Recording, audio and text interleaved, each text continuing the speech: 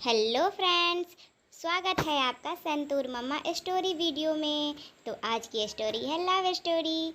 तो चलिए शुरू करते हैं। और हाँ, कमेंट में ज़रूर बताइएगा कैसी लगती है आपको हमारी स्टोरी। एक छोटा सा स्कूल था जिसमें सभी मिडिल क्लास फैमिली के बच्चे पढ़ते थे। अनुराग 11th आर्ट का स्टूडेंट था। वह चेहरे से गंभीर दिखने वाला और हर चीज़ सोच समझकर करने वाला था।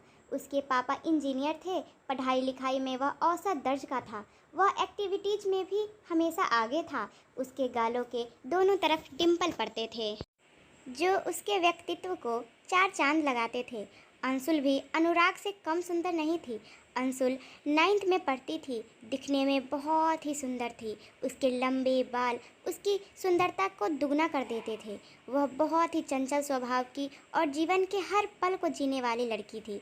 अनुराग और अंशुल एक दूसरे को नहीं जानते थे। जानते भी कैसे? स्कूल में 2000 स्टूडेंट जो थे। बात स्कूल के एनुअल फंक्शन की है जो दिसंबर में होना था, पर उसकी तैयारी एक महीने पहले से ही शुरू हो गई थी।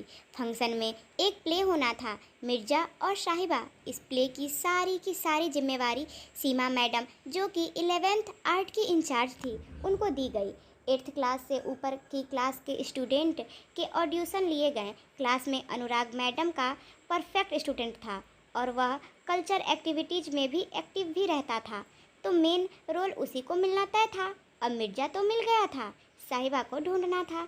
बहुत सारी लड़कियों के ऑडिशन हुए और साहिबा के रोल के लिए अंशुल को सिलेक्ट कर लिया गया।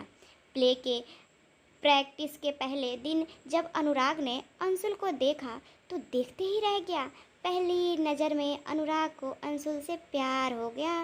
वो बस प्ले के प्रैक्टिस का इंतज़ार करता। 17 साल के लड़के के लिए इससे बड़ी खुशी क्या होगी कि स्कूल में सबसे खूबसूरत लड़की उसकी प्रेमिका है, फिर वो चाहे प्ले में ही क्यों ना हो।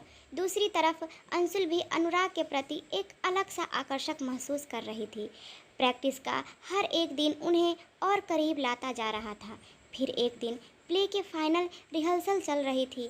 प्ले के आखिरी सीन में साहिबा ने मिर्जा के सारे तीरों को तोड़ दिया और साहिबा के भाइयों ने निहत्थे मिर्जा को मार दिया।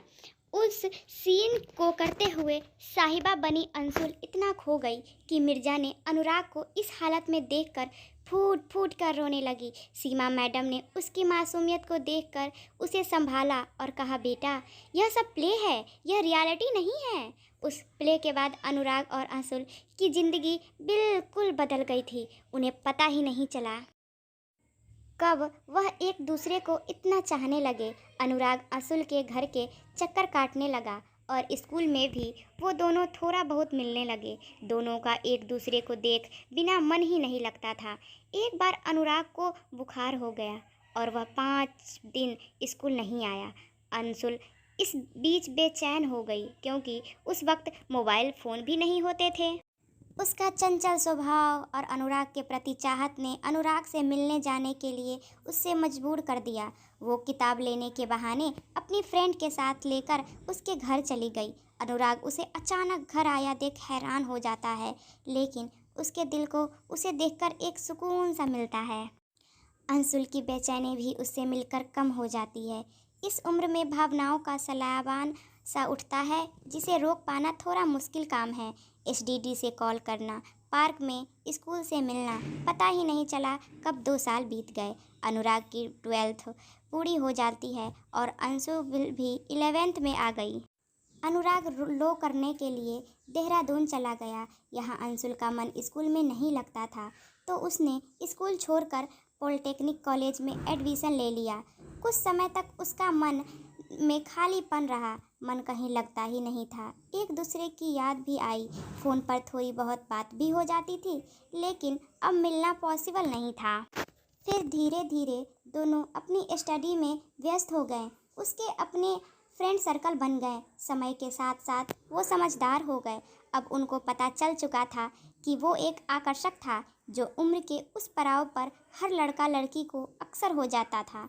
अनुराग की ज़िंदगी में भी आज कोई और लड़की है और अंशुल की शादी हो चुकी है। इस तरह एक प्यारी सी लव स्टोरी में एक अच्छा मोड़ सा आ जाता है, लेकिन वो एहसास आज भी दोनों को गुदगुदाता है। आज भी जब कभी अनुराग अपने पुराने स्कूल और शहर से गुजरता है तो उसे अंशुल के साथ बिताए पल याद आ जाते हैं, और अंशुल जब भी कभी किसी के मुंह से अनुराग का नाम सुनती है पलटकर जरूर देखती है।